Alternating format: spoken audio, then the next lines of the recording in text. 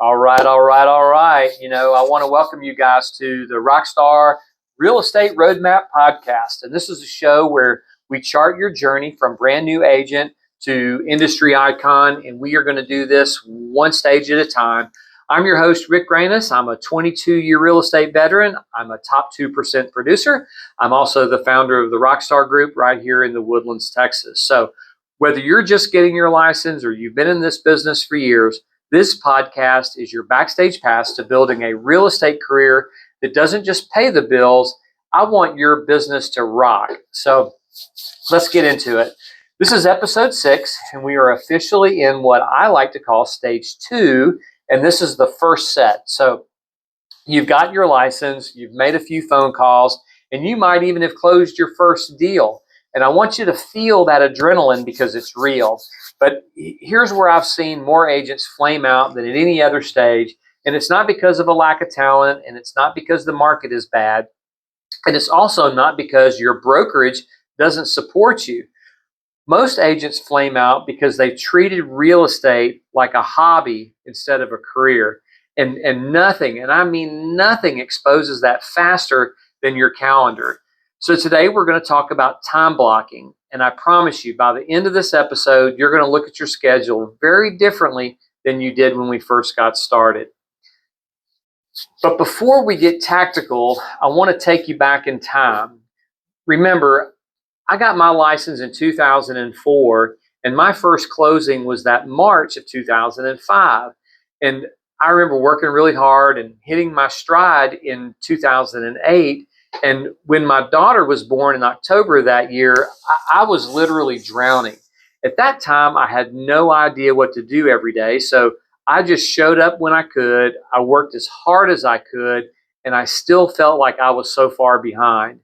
So in the spring of 2009, we attended a Keller Williams family reunion in Austin, Texas. And while I was there, we went to the MAPS real estate booth and we interviewed several different people. And it was at that time we hired our first real estate coach. And a lot of people say this. I remember like it was yesterday, but I really do. We're sitting in this podium, and my coach was a guy named Bill Crespo, and he asked me what my day looked like and if I had every day already mapped out. Get it? Maps, mapped. I remember kind of laughing. I was like, mapped out? Dude, man, I'm on a roller coaster, man. I'm holding on for dear life. And that's when I began working on my day-to-day grind. What tasks became priority, and what did I do every day that was just filler? And this one thing has helped me grow my business and helped me do things that I only thought others did. And over the years, when I meet and talk with more real estate professionals from other markets, and I ask them what was their one thing, 80% of them would say it's their schedule. The one thing that drives their success is always their schedule. So what's on your schedule that's getting you to your goals? And here's the bigger question: what's not on your schedule that you do every day that takes you away from those goals? You see, that moment changed everything for me, because at that time I realized I wasn't being outworked. I was being outdisciplined. And that discipline starts with what you put on your calendar. So what do you actually put on your calendar, and what does this look like? I see the same 3 mistakes over and over again with agents in their first year to 3 years, and I made 2 of them myself, and quite frankly, it's still a struggle that I fight with every day. But let's go through them all. So mistake number 1 is treating real estate like a hobby. You see, hobbies happen when you feel like it, when it's convenient, when nothing else is going on. Careers, well, they happen on a schedule. And the agents that I've seen wash out fastest are the ones who wait to feel ready before they make calls. They got to get that momentum going. They got to kind of think through things, and they wait for this perfect time to prospect. And they wait for motivation. And motivation, my friend, is a terrible business partner. It shows up when it wants, and it ghosts you when you need it the most. So structure is what creates motivation, not the other way around. Remember that. Structure is what will create your motivation. When you know you have to is when you'll actually do it. So mistake number 2 is being reactive instead of proactive. And this one sneaks up on you because it feels like work. Your phone rings, you answer. A client texts, you respond. An email comes in, I'm on it. And you look up, it's 4 o'clock in the afternoon, and you feel exhausted. But here's the truth. You spent your whole day reacting, not building, because reactive agents stay busy, proactive agents build pipelines. And there's a massive difference between activity and productivity. And that's the one thing that I struggle with the most, is because I always felt like if I was active, I was being productive. And that's not always the case. I was being active in completing tasks, but they weren't necessarily the productivity tasks. They weren't the income producers. They were just the ones that I'll call it the fill-in timelines. And this goes back to mistake number 3, and that's doing the busy work instead of the dollar producing activities. You see, this one right here, this is the one that I felt like I was struggling with the most, and I still do today, because I have to write them down. And this is the illusion of hustle, because you'll spend time reorganizing your CRM, and you'll update your social media bio, you'll redesign your email signature, and I do all of those. I always want to make sure they're right. But here's what also happens is I would sit through these 2-hour trainings that I really didn't need, but it felt like it was being productive. I felt like I was learning something. I felt like at the end of the day, these were things that I really needed to take care of, but it doesn't put a transaction in your pipeline. And so these dollar producing activities are calls, they're appointments, they're offers, they're follow-ups, they're everything else that you're doing is just your support work. And the support work should never eat your prime selling hours.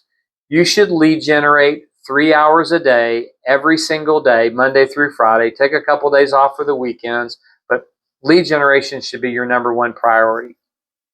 So how do you do this? What is the fix for this lack of purpose? And I will tell you, that's time blocking.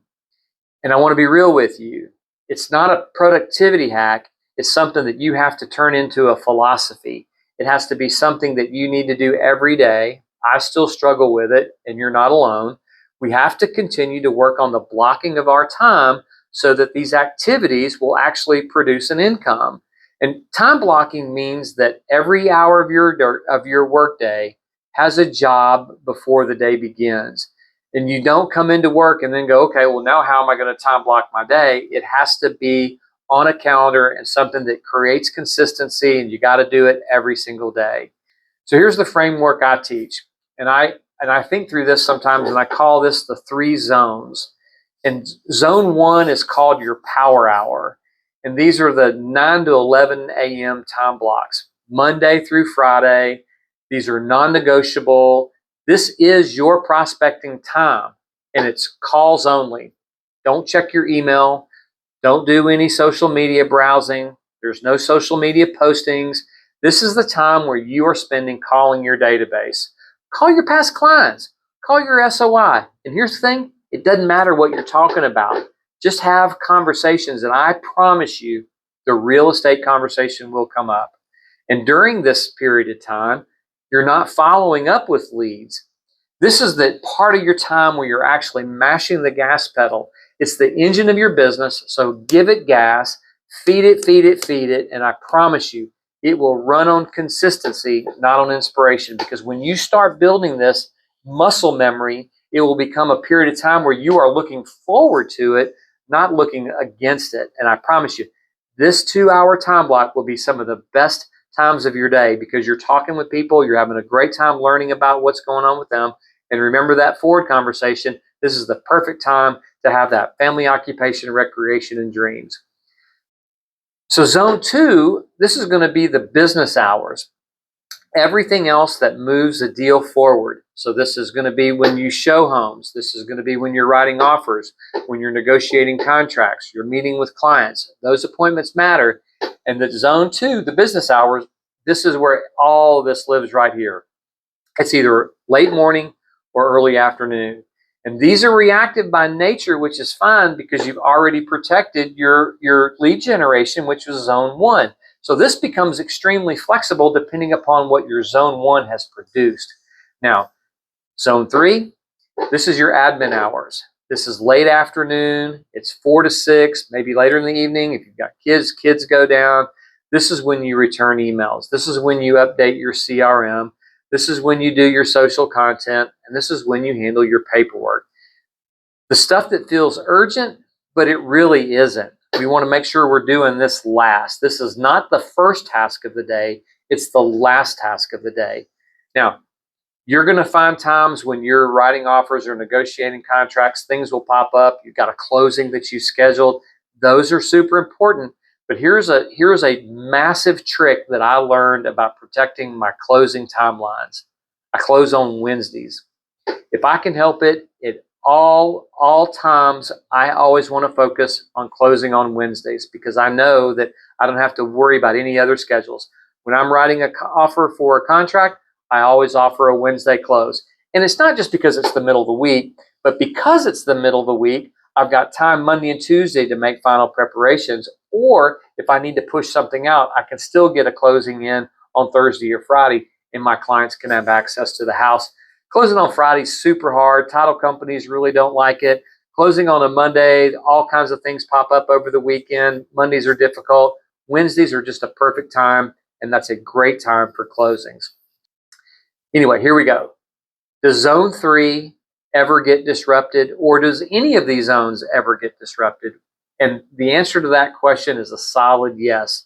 You get a client under contract, the inspection falls apart, life happens, but when your default is structured, the disruptions are exceptions. When your default is chaos, chaos is going to be your business model. So here's one more tool that changed everything for me, and this is the Sunday session. So every Sunday, you can pick it, whether it's in the morning, evenings, or right before you go to bed. Just spend 30 minutes. It doesn't really take any longer than this. This is when I sit down and I want to look at what I have already pre-planned for the week ahead and what possibly could have come up for the next week based on, did I work over the weekend? Did I have any open houses? What did I get scheduled from the open house? But I look at the week ahead and I want to make sure that, number one, my zone 1 power hours, they're all locked in. I want to really put in the back of my head and confirm all my appointments. I want to make sure I'm sending out those notifications that say, hey, we have an appointment for whatever. Is that still good? And I set 3 really, really solid goals for the week. It's not a list of 40 that I get to check off. I want 3 things so that I know that if I accomplish those 3 things, my week was a win. It may be something as simple as creating a listing landing page. Maybe it's a home values page. Maybe it's my 7 posts for the week. Maybe it's a video I want to shoot. Maybe it's a really, really important client meetup or a class even that you need to take. But those are the things that I want to make sure that I have 3 really high priority things. Doesn't mean I can't fill in with some stuff. It just means that if I accomplish those 3 things, I know that I've had a winning week. And when I do that, I feel like I'm in control and I'm not always catching up. Because you can take that list of 40 things that we always seem to have, but you can say, what's a this week or future, this week or future, this week or future, narrow it down to those 3 things.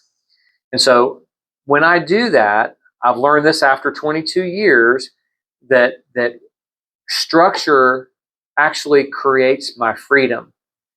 Because in the past, I thought that was actually rigid and that it was going to take the freedom completely out of my real estate business. And that was actually a fallacy. And most people get into this business because they want freedom, and so they don't schedule things. And the reality of it is, the schedule structure is what actually creates your freedom, because a structured morning gives you more freedom in your afternoons. A structured week will actually give you your weekends to have more time with your family. And a structured career will actually give you your life back. Because if you treat this like a job and not just a hobby, all great things will come to you. Because the agents who have no schedule, they don't have any freedom. They're just scattered, running in all kinds of directions at the mercy of whatever comes up to them next. And they're just being very responsive. Let me see if I can get this straight. My real estate coach told me this week, available people are abused and dependable people are admired. So if you're dependable and you're structured, you're going to be admired. But if you're available, always saying, my time's not protected, you're going to get abused. And so I've really been dealing with that thought process in my mind a lot. And so I thought it'd be fun to share that with you guys. So here's where I want to pause for a second, and I want to acknowledge something. So if you're early in your career, your schedule, it's going to be messy. I know it, you know it, and honestly, that's okay. And it's okay for right now. But what I'm giving you today isn't meant to shame you. It's meant to show you that the way out of the chaos is by scheduling your chaos. Because I remember what it felt like. You're learning your contracts, you're building confidence, you're trying to figure out who you are as an agent, and you've got a broker just kind of tossing things at you. Maybe it's a team leader who's giving you all kinds of things to be responsive to. You've got customers or clients asking questions you don't know the answers to yet, and you feel like you're lacking in confidence. And somewhere in this chaos, you're supposed to be building a database and also posting on social media, and it's a lot. And I see you and I feel you, because I have a lot on my plate today too. And here's what I'll tell you. The agents who get their schedule figured out early, even if it's not perfect, they're building their careers. And the ones who wait until things slow down to get organized, I will tell you this, things in my business, they've never slowed down. They just get busier and busier, and it's messier and messier. And it's just something that you got to really look forward to. Here's your challenge from this episode, and it's just one thing, and I'm not asking you to overhaul your life. This week, I want you to pick 2 mornings. Could be Thursday and Friday, or whatever day you're listening to this. Just pick 2 days. It doesn't matter which. I want you to block 9 to 11 on both of those days as your zone 1 power hours. I want you to put it in your calendar. I want you to set your reminders. And during those 4 hours total, there's one thing you need to do, and that's prospect for new business. It's 2 mornings, 4 hours. That's it. And I want you to see what happens. Document it. Put a camera on. Film yourself. Put your phone in airplane mode and record yourself for 2 hours prospecting and see what happens. I guarantee you will have more conversations with potential clients in those 2 hours than most agents have in a week. I'll go back to another famous quote from a client, actually a real estate coach of mine. He said, if you want to make $1 million selling real estate, talk to 100 people every single day. And I remember this girl, she raised her hand and she said, hey, coach, what if you just want to make $250,000? He said, do the math. That's 25 calls. 1 million, 100, 250, 25. And he said, and if I find out people that are making 4 or 5 calls a day, I know that their end game is only $30,000 to $40,000 every single year. Calls matter. Calls matter. All right. So before I let you go, with every episode, I want to leave you with one principle, and this is something that you can carry with you. And here's what I want you to think about. Your calendar is your commitment to yourself. If you show me an agent how they spend their mornings, and I'll show you the career they're building. Talented people are everywhere in this industry. Disciplined people are rare. I want you to be the rare one. Remember, your calendar is your commitment. Show me how you spend your mornings, and I'll show you the career that you're building. Because if it's chaotic, your career is going to be chaotic. If it's structured, you're going to have a very structured career. So that's episode 6 of the Real Estate Roadmap podcast. We are still in stage 2, which is called the first set. We are just getting warmed up, and so next episode, we're going to stay right here in stage 2, and we're actually going to put this power hour and zone into impact on you. We're going to talk about prospecting, specifically how to build a lead generation system that doesn't depend on luck. I want you to build a referral business where you feel like they're just falling from the sky, or you're got your referrals and friends, and you are doing things that not many other agents are doing. And this is an episode that you're not going to want to miss, because we're going to talk about some really cool things. So anyhow, leave me a review, share this with an agent in your office who needs it. Come find me and let's chat about this. So I want to thank you for spending some time with me. Now go block your calendar, go sell something, and I'll see you in the next episode. And remember, as always, memories, mayhem, and milestones. Go make it great.